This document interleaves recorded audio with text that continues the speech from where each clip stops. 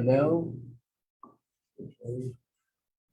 Chana Sternberg, Geula, Sofa Geula, okay, and Sarah Benzo. Okay. In a few more days, I'll get to know who's who. Okay. So we're going through this booklet. This booklet is a general overview of what it says and where it says different things about Mashiach in the books of the prophets. So we went through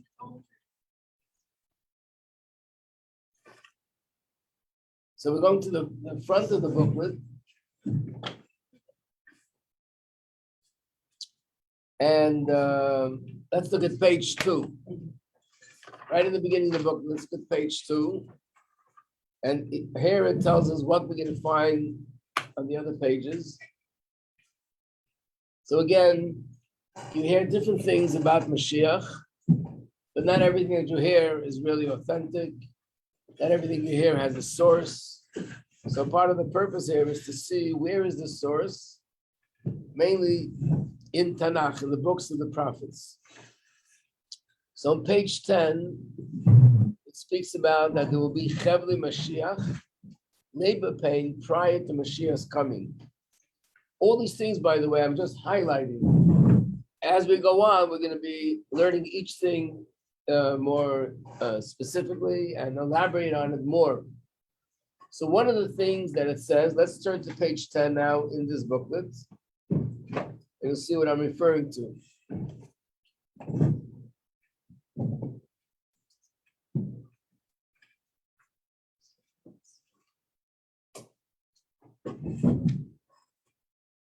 Generally speaking, whenever you see in the books, whenever you see in the Tanakh, in the books of the prophets, that it says, in those days, in that day, there are days that are coming. These kind of expressions, this is all referring to the future when Mashiach comes. So where it's underlined, I read in the English, behold, days are coming. The word of Hashem, when I will return to captivity my people of Israel and Judah, Hashem will return them to the land that I gave their forefathers, and they will possess it. That's the source that the Jews will go back to Israel. But then it says this, a sound of terror have we heard, of fear and not peace. Ask now and see if a male has ever given birth. Why then do I see that every man puts his hand on his line like a woman in childbirth, and all faces turn pallid? Basically, this piece is referring to something called Chevli Leda, which means just like a woman before she gives birth goes through labor, which is very painful. Even though it's painful, but it's leading to something very positive, a new child, new life, a new joy and happiness to the family. But the process is painful, not that we understand why, but that's where Hashem set it up. Before Mashiach comes, it says the Jewish people will also go through a painful period, and that painful period will be compared to childbirth. It's the same idea. It's going to lead to Mashiach, it's going to lead to redemption, but the process, and this is not explaining why, by the way, it's only explaining what.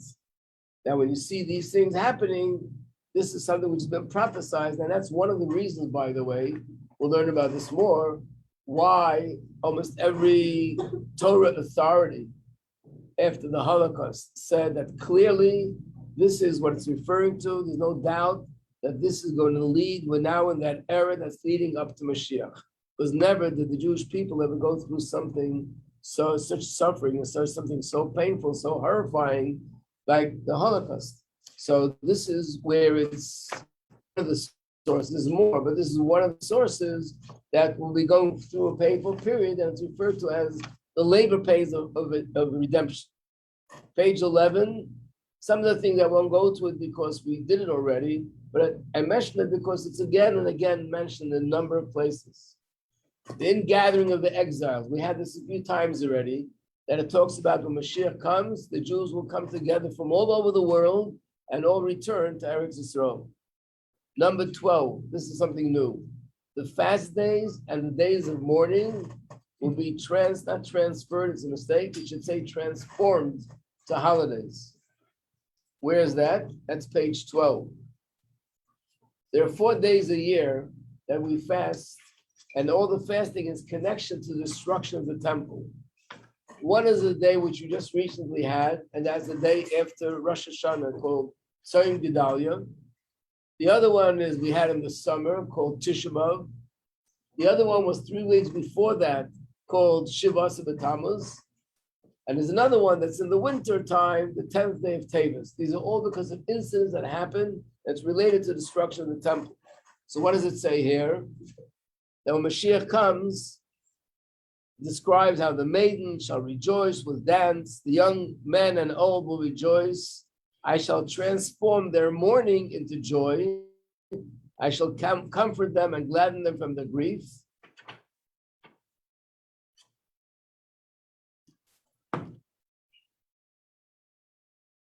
And here it's not as clear, but there's another place where it says clear, it's referring to the days of mourning, meaning Tisha B'Av, the 9 days, the 3 weeks, that instead of mourning, not only when Mashiach comes, we'll just not mourn anymore, these days will actually become a Yom Tov, they'll become a holiday.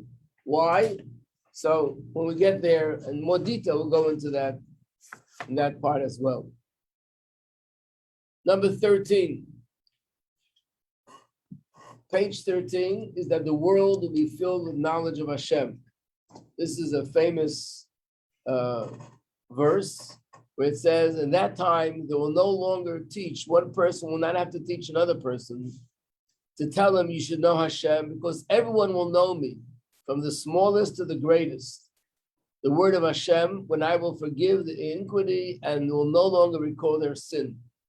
And again, there are more verses that say the same thing. Some will come up soon, that the world will be filled with the knowledge of Hashem. Yeah. What about people like who don't know you're Jew?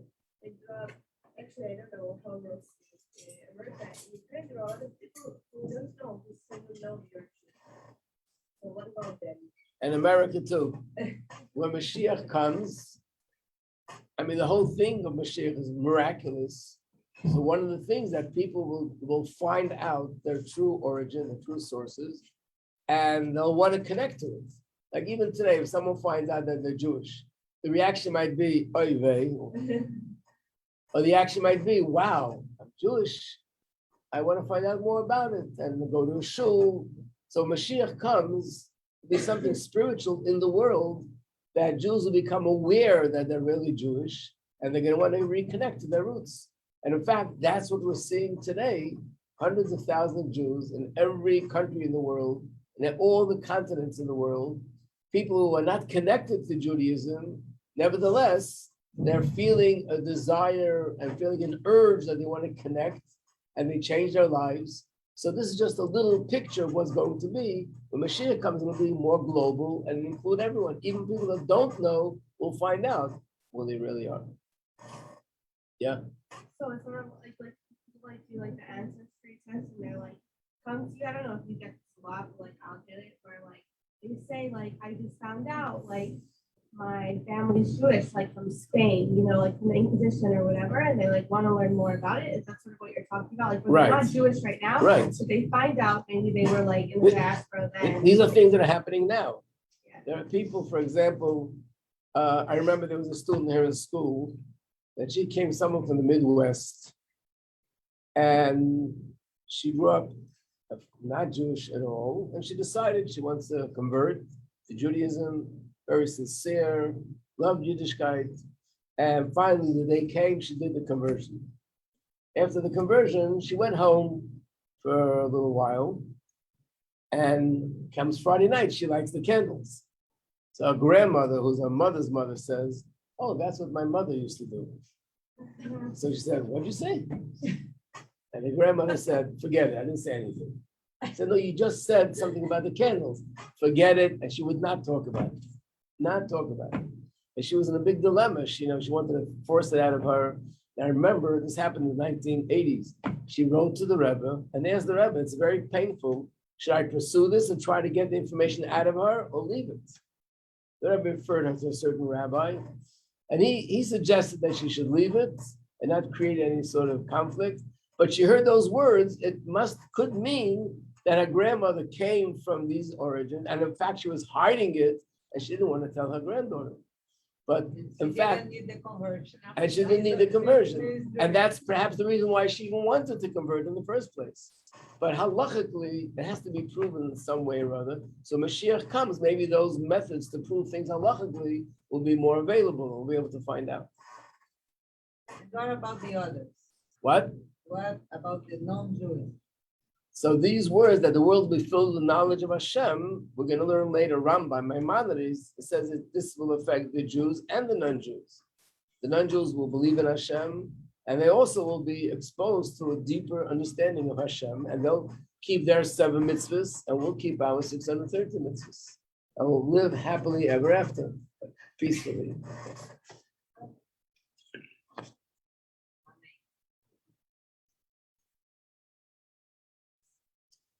Number 16.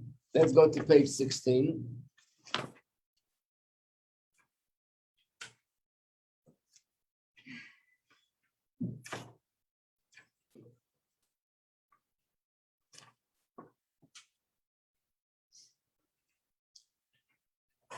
So here it describes what Israel will look like when Mashiach comes, which we're already in that place. It's already happening.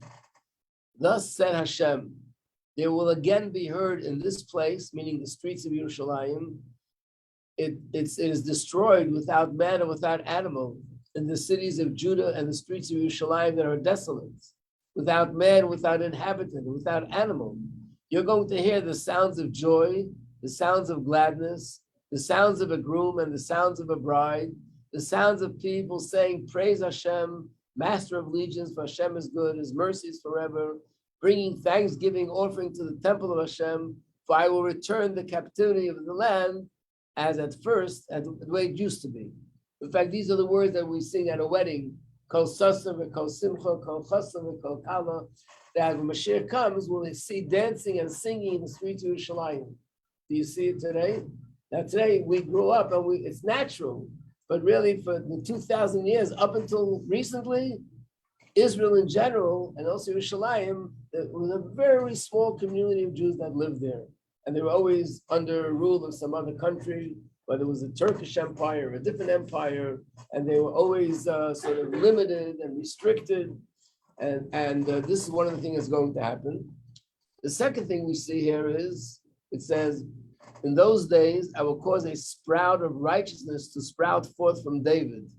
In other words, there'll be a tzaddik, a righteous person, a descendant, and he will administer justice and righteousness in the land. This is one of the sources where it says in different sources in Torah that one of the names of Mashiach is Tzemach. And at that time, Yehuda and Yerushalayim will dwell in security, and people will say that Hashem is righteous. So this is the source of number 16. Number 18 is what I said before, but here you see it more clearly spelled out, more specifically, page 18. Let's look at the bottom of the page first, where it says verse 19. We're on page 18, verse 19. Thus said Hashem, Master of legions, the fast of the 4th month, the fast of the 5th month, the fast of the 7th month, and the fast of the 10th month will be to the house of Yehuda for joy and gladness, for happy festivals. And no longer will it be a day of mourning, it'll actually become a festival. I don't know if you're aware of this, but in Tanakh, you'll never find a name of the month. Like today is Rosh Chodesh. What's today's month in the Hebrew? Cheshvan. You won't find the word Cheshvan anywhere in the written Torah. In the written Torah, months are referred to only by numbers. The 1st month, or the 7th month, or the 6th month, or the 4th month. And we count the months not from Rosh Hashanah, but from Nisan. Nisan is the 1st month of the year. And Tishrei, which is celebrated, actually the 7th month in the Chumash. So Rosh Hashanah is the beginning of the year. But when we talk about months, Nisan is the beginning of months, the first month of the year. So it says that the fast day which we fast in the 4th month, and the one that we fast in the 5th month, and the one that we fast in the 7th month, and the one that we fast in the 10th month, all these 4 days will become festivals. On top of the page, it says again something similar to what we had before. Old men and old women will once again sit in the streets of Yerushalayim. I guess it means because older people are more vulnerable, and if we're afraid of an enemy, they will be the first people in hiding. But being that there won't be any fear, so the older men and the older women will be in the streets of Yerushalayim, each with his staff in his hand. Because of their advanced age, they'll live a long life, and the streets of the city will be filled with boys and girls playing in its streets, meaning safely and happily and not afraid of any kind of enemy. The old age also mean like that they were able to live their whole lives there.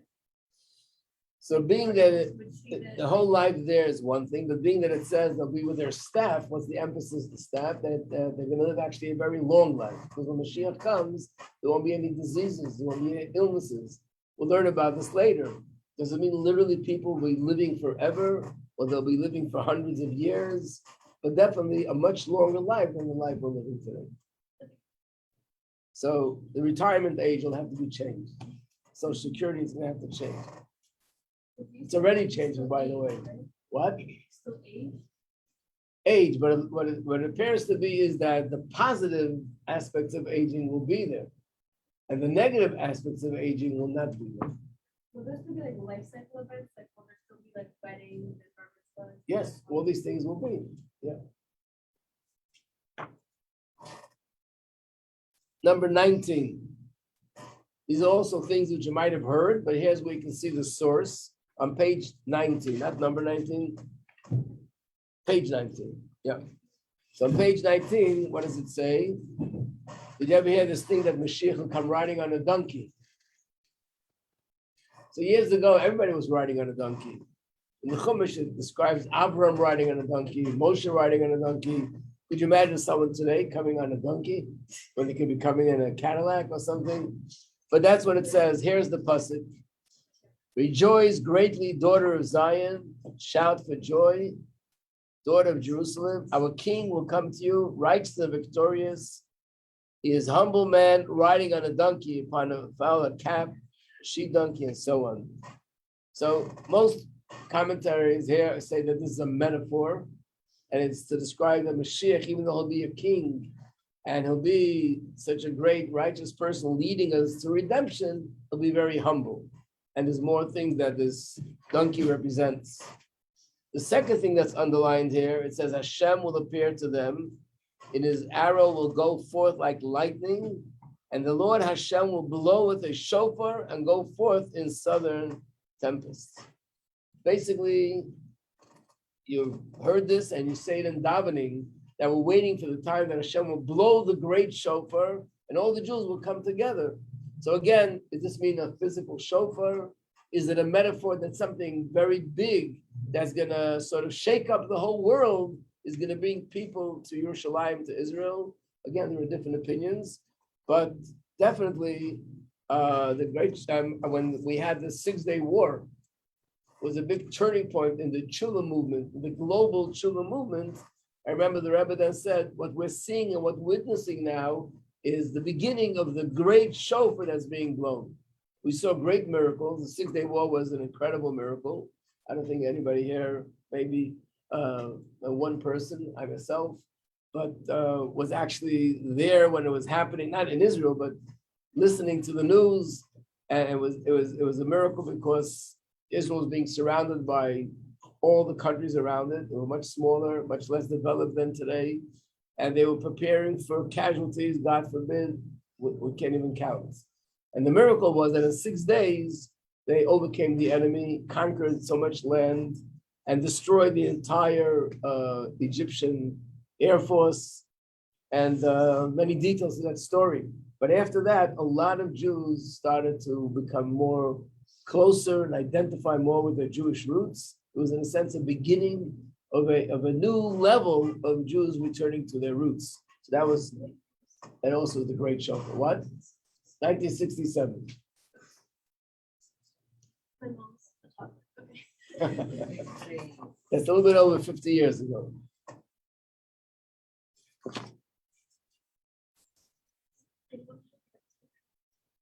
Page 20. What does it say in page 20? On top of the page, it says, I will remove false prophets and the spirit of impurity from the land. This is the source that when Mashiach comes, there'll no longer be any evil. In fact, there no longer will be any Yetzer Hara. We won't have a Yetzer Hara that is pulling us in a direction to go against what's right, because Hashem says, I will remove the spirit of impurity from the world. So you're all worried probably, if that's the case, there won't be any more fun, life will be boring. No, there'll still be things challenging. We'll talk about that when we get there, Mitzvah Hashem. Personal relationships are always. There's always challenges, right? In one word, I want to say that there's two kinds of challenges. What we're challenged with now is sometimes you're being challenged to go from bad to good. And sometimes the challenges are to go from good to better. You know, a person who's chas v'shalom sick, their challenge is to become healthy. Then there are people that are healthy and they want to be an athlete and they're developing their body to be stronger and be able to run faster. It's not bad to good. It's from good to better, to be more perfect, to be stronger. And the same thing is spiritually. Yeah. So like when we say like Moshiach times, it's sort of like when we learn how there's like prehistoric or like the ice age or things like that, and it's just gonna be like it's just like what that is called. But Mashiach comes, that's it, yeah. Yeah, but it's like a similar, is it like, it's not like what happens, but just like when we say like Moshiach times or like when Moshiach comes, I'm just It's an era, right? Yeah, like it's an era like It's an the era. Ice Age or Yeah. like that kind of thing. There's actually a term for it. In Hebrew, it's called Yemos HaMashiach, which means the days of Mashiach. That's the era.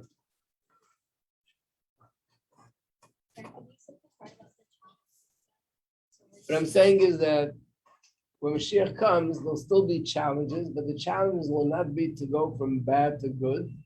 The challenge will be to go from good to better. So, like I said, in many areas, you know, I have a person who's a doctor, who wants to become a specialist. He's not going from bad to good. He already mastered medicine. He's a doctor, and now he wants to become a specialist. You go to college, you get your degree. Now you want to go for a master's. You want to go for something higher. So it's not from bad to good. Same thing spiritually. There'll be growth. There'll be challenges, and it'll be go from good to better. Number 21. The answer to your question. All the nations will accept Hashem. Where do we see this? Let's look at page 21. What does it say there?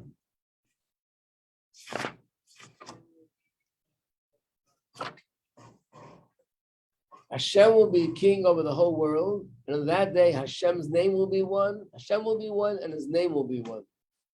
We're going to have this again more explicit, but that's what it means. Isn't Hashem one now? The answer is no. Right now, there are those that do accept Hashem and those that don't accept Hashem. And then they'll all be one.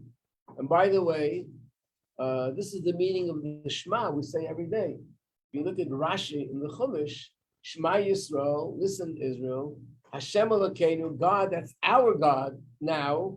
When Mashiach comes, Hashem Echad, Hashem will be one because the whole world will accept him. Let's look at page 22.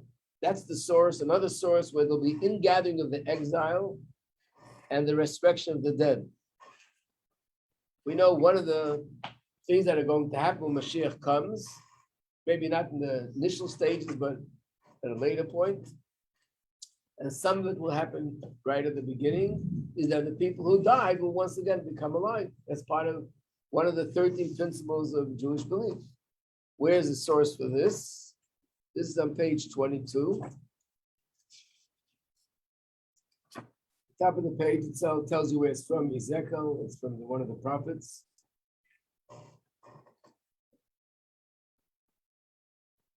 So first of all, on top of the page is where it describes the ingathering of the exiles. I will take you from among the nations and gather you from all the lands, and I will bring you to your own soil. It means we'll come from different countries in the world to Israel. I will sprinkle pure water upon you, that you may become cleansed. I will cleanse you from all your contamination and from all your idols. I will give you a new heart. I will put a new spirit within you. I will remove the heart of stone from your flesh and give you a heart of flesh. So Hashem is going to do a heart transplant. He's going to take out the heart of stone and give us a heart of flesh, which basically means that now during exile, we are more or less not so sensitive to godliness. We feel very much physical things, joy and excitement, or being upset about things that go wrong physically, financially. But godliness doesn't necessarily excite us. So we use the term that towards godliness, I have a heart of stone. Mashiach comes, Hashem says, he'll purify us and make us more sensitive, that we'll be able to feel love for Hashem and awareness of Hashem, and we'll have a heart of flesh. Yeah. No, all these things will happen to all the people in the world. Yeah. And I mentioned in the first class that we gave that there's certain things that are written here that are metaphors. There's certain things that will be taken literally.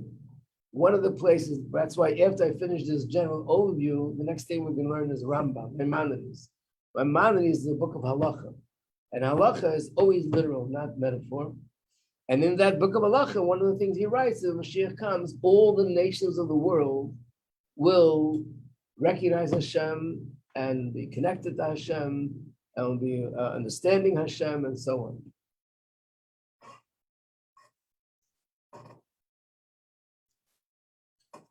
On the bottom, it's not just one line, it's actually a whole chapter in this book of prophets. I put in the whole chapter, one you can read it, but it's about the story how the prophet Ezekiel, he brought to life. It's called the story of the valley of dried up bones. He brought to life many thousands of people that were dead. And Hashem said to him, that's the way he's going to bring to life in the future when Mashiach comes. And again, this is one of the things that is not a metaphor. It's according to all opinions, not one opinion that thinks of this as a metaphor. This is something which was given over from Moshe Rabbeinu, that when Mashiach comes, the dead will be once again alive. And of course, there are many questions, how, what, when, where, but they'll be alive the way they were when they were living their life. The same people, yeah. So the concept that there's very few new souls and resurrection, or that we come back if something's not complete. So how does that work in the sense that if someone passes away and we do things in their merit, because we say on New Year's Day, but if they're resurrected, like, does a portion stay out, or like, and then tie into this, if someone, when everyone comes back, but people are resurrected, like how does that work with the soul? Does everyone understand the question? No. It's a very good question. According to Judaism, we believe in something called Gilgul, which means in the neshama, it could have been a soul that lived here 500 years ago, and then for a specific purpose comes down again. And probably it says that most souls that are here were here before. So all of us were here before somewhere. And some of us could have been here 2 times before, 3 times before. So Mashiach comes and the body is resurrected. Which body will be resurrected? Will the soul go into the body of 500 years ago, or the body of 700 years ago, or the body of 2,000 years ago? Good question. What makes the question even stronger, that we find sometimes tzaddikim, righteous people, that it says that their soul was a reincarnation of a previous soul. And both were great righteous people. I'll give you an example. There was someone called Rabbi Elazar ben Azariah. Some of you might recognize the name from the Haggadah on Pesach. And he makes a statement and says, I am almost like 70 years old. And all the commentators speak about it. What do you mean almost like 70? Either he was 70 or not 70. There are different answers given. The answer that's given in Kabbalah, written by the Arizal, was that he was a reincarnation of the prophet Shmuel HaNavi. He was actually 18 years old at the time that he made the statement, but he looked like 70. So he said that Shmuel HaNavi, the prophet, was 52 years old when he passed away. This sage was 18 years old. And being that he was a reincarnation from that sage, from that prophet, so altogether, both together, they were 70 years old. That's what he meant. So imagine Mashiach comes, who's going to rise? The prophet Shmuel or Rabbi Elazar ben Azariah? And they're both righteous people, leaders of Israel. It's inconceivable to think that one of them is not going to come back. So the answer is that a soul is compared to a candle. There's a verse, it says, Ner Hashem, Nishmas Adam, the candle of God is the soul of man.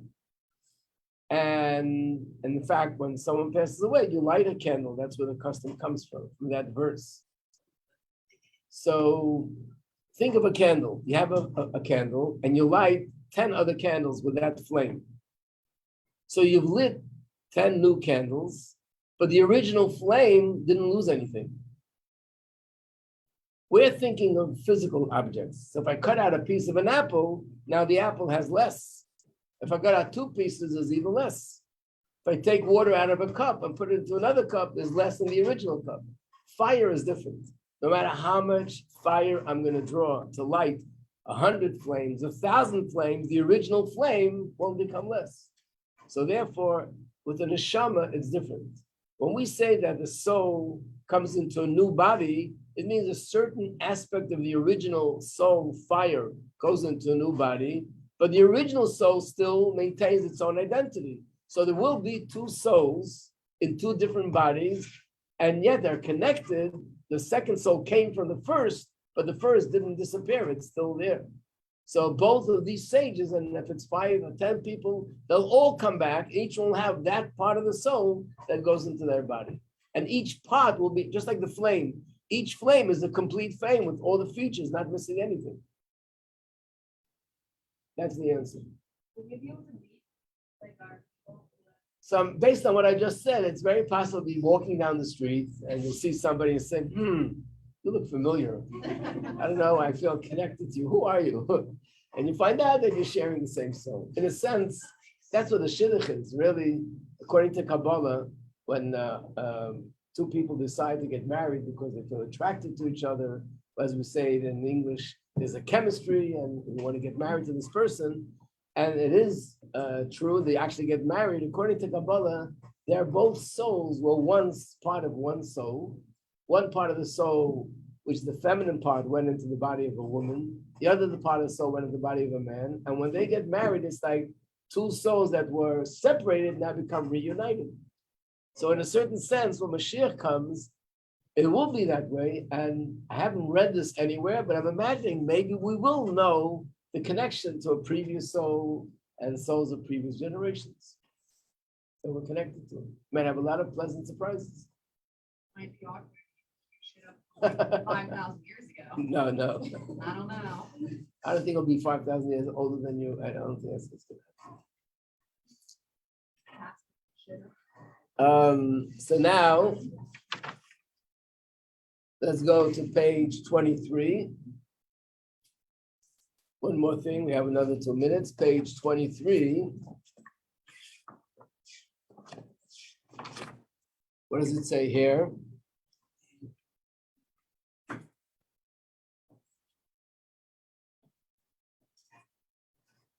Here it says that there'll be only one king, and the reason for that is because the Jewish people were split. There were 2 kings, 2 kingdoms. One of them was descendants of King David, and the other one was descendants of the tribe of Joseph. And in fact, they were always in conflict with each other, and they were geographically living in different places. Here it says, the one that's underlined on the bottom of the page, I'm taking the children of Israel from among the nations to which they have gone. I will gather them from all around, and I will bring them to their soil. I will make them into one nation in the land. They'll no longer be splintered into 2 groups upon the mountain of Israel, and one king will be a king to them all. There will no longer be 2 nations, and there will no longer be divided into 2 kingdoms, never again. And who will be the king? My servant David will be king over them, and there will be one shepherd for all of them. They will follow my ordinance and keep my decrees and fulfill them. So it doesn't mean King David himself, it means a king will be a descendant of King David, and it'll be the Davidic dynasty that will rule when Mashiach comes. That's one of the sources that whoever Mashiach is, he has to be biologically a descendant of King David. Yeah. Does the size of Israel that we know it now change? Because it seems like all these people fitting into what we have in Israel now, not going to be very comfortable. So, because I've heard some people say that what Israel is now becomes Jerusalem, and the rest of the world is Israel. That's why people are running to get houses now, so they're gonna have a secure place. Okay. All right. Yeah, it'll be one of the miracles in those days that either the territory, which is Israel will expand, or that in spite of what it looks like, we'll be able to all be live together peacefully and happily. That's we'll see. I have a question. Yes. When it says the land of Israel here, like which borders of Israel? So the borders of Israel, they're actually described in the Chumash. And I personally am not so familiar with all the details, but it is a portion of the Chumash, Parsha is called Pinchas, where it describes the land and which tribe lives in which land. We have maps here in school. In fact, just yesterday I was talking to one of the teachers, and she found the map that we'll be using. And I'm not familiar with the exact, lines where it begins and where it ends. But this thing is described in different places. Yeah. Just want to check who came in. I was named before. Talia is here? No. And Bina is not here. And Ariel is not here. And Michal is not here. Is anyone on stage? And Josephine? What? She just went to the bathroom. Okay, she's there. And Rivka Bendatsky is here. Okay. And Sarah Vigayon is here. Okay. So we have everybody. Okay. Did anyone join on stage? So let us know. You're not gonna get a ticket, don't worry. That is strict as it sounds. Rabbi, would Amida is usual or it's Amida for Rosh Chodesh? Today is Amida for Rosh Chodesh. Most of it's for Rosh Chodesh and Amida. And Amida is one that we add the word Yala v'Yogo. And also we add another Muslim for Rosh Okay, Chodesh. what's the first? Yeah. And Havo. We also say Havo. Okay. Thank you, Rabbi. Thank you. I want to try it now.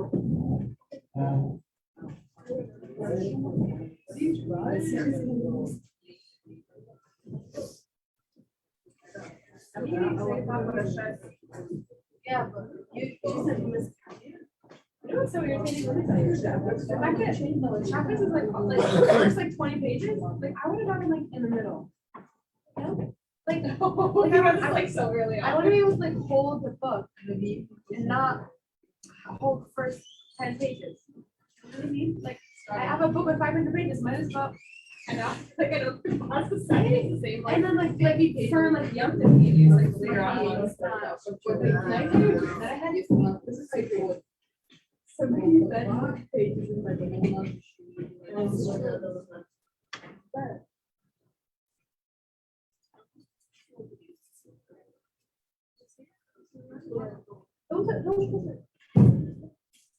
Oh, it's so wet. Why is everything always wet? These water bottles have sweat. It's so irritating. Yeah, look how sweaty it gets. I know. It's gross.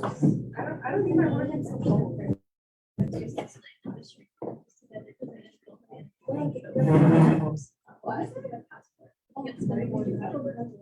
What? Why do you need your passport? Why do you need your passport? Why do you need your passport? Why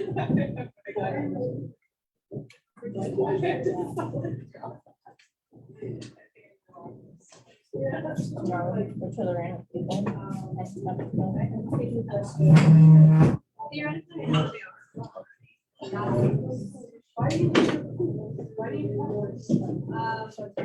sure?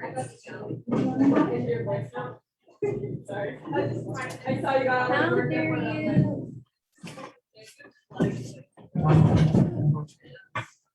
It is. This is nobody's, right? I imagine if it's somebody's, they wouldn't have loved it.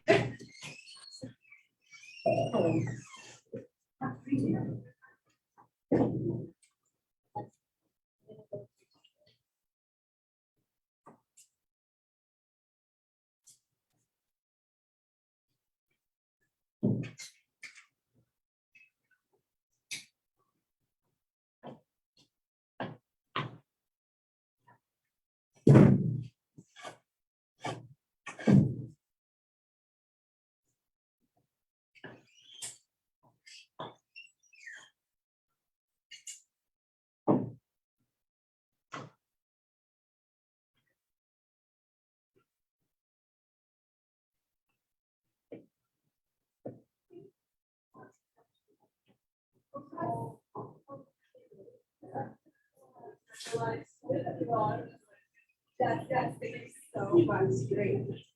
Hello.